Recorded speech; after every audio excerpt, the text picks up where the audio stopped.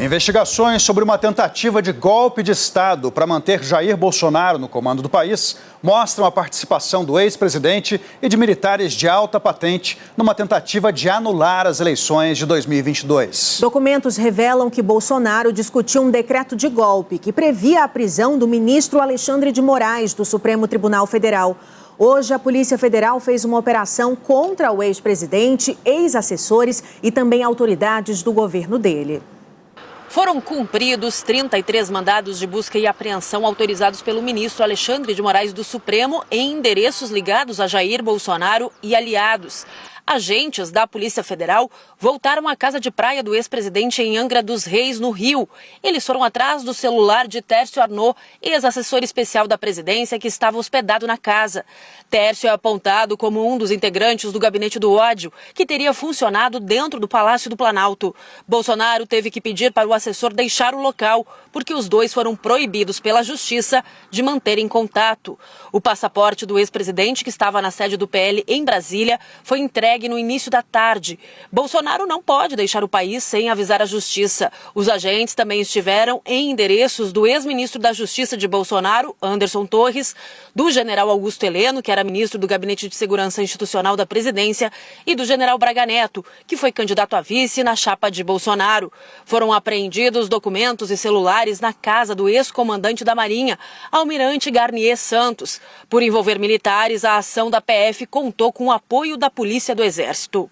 A PF sustenta que havia uma tentativa de golpe de Estado e de abolição violenta do Estado Democrático de Direito, com desdobramentos que se voltavam a disseminar a narrativa de ocorrência de fraude nas eleições presidenciais, antes mesmo da realização do pleito, para viabilizar e legitimar uma intervenção das Forças Armadas.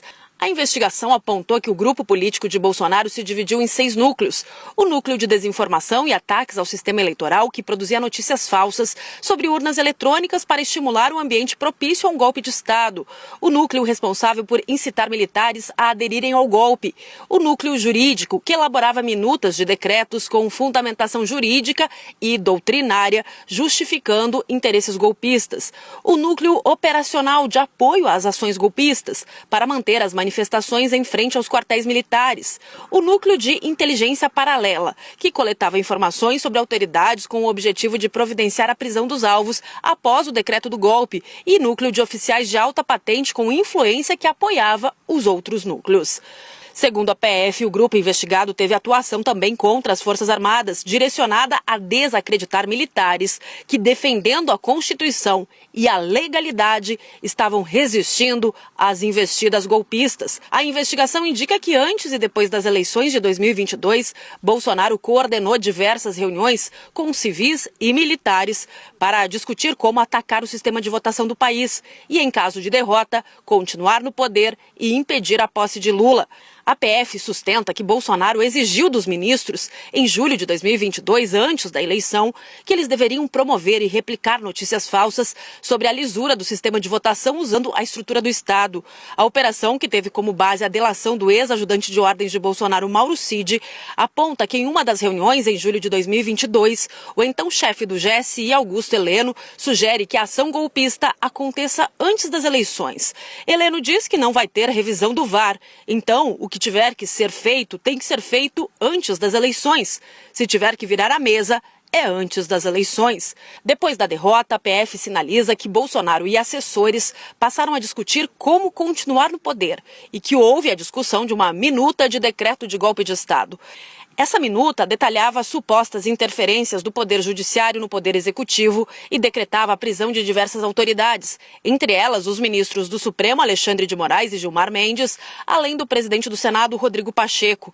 O texto teria sido alterado a pedido de Bolsonaro, mas manteve, segundo a PF, a determinação de prisão de Moraes e a realização de novas eleições. A PF também teve acesso a uma conversa que indica a rejeição de alguns militares ao golpe. Nela, Braga Neto diz que a culpa do que estava acontecendo era do general Freire Gomes e chama o ex-comandante do Exército de cagão. O STF também determinou o afastamento das funções públicas de 7 servidores, entre eles o general Teófilo Gaspar, que foi comandante de operações terrestres. Segundo a PF, é a unidade do Exército com o maior contingente de tropas da Força. Conversas encontradas no celular de Mauro Cid mostram que Teófilo esteve com Bolsonaro no Palácio da Alvorada e teria dito que estava disposto a dar um golpe caso o ex-presidente assinasse o decreto. No final do ano passado, ele foi para a reserva do Exército. A defesa de Anderson Torres não vai se manifestar. Já a defesa de Tércio Arnaud informou que ainda não teve acesso aos autos do processo. O almirante de esquadra Garnier afirmou que foi acordado por agentes da Polícia Federal que levaram o telefone dele e papéis de projetos com os quais vem trabalhando.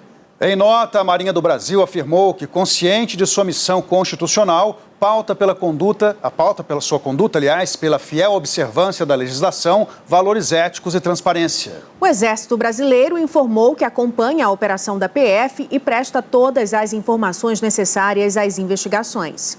O Supremo Tribunal Federal não vai se manifestar sobre a operação. Nós não tivemos retorno das defesas dos generais Augusto Heleno, Braga Neto, Freire Gomes e Teófilo Gaspar. A sua fonte segura de informação cada vez mais perto de você. Baixe agora o aplicativo do SBT News.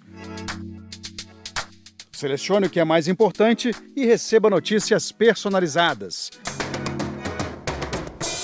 Tudo o que acontece no Brasil e no mundo, 24 horas por dia. A informação em tempo real na palma da sua mão.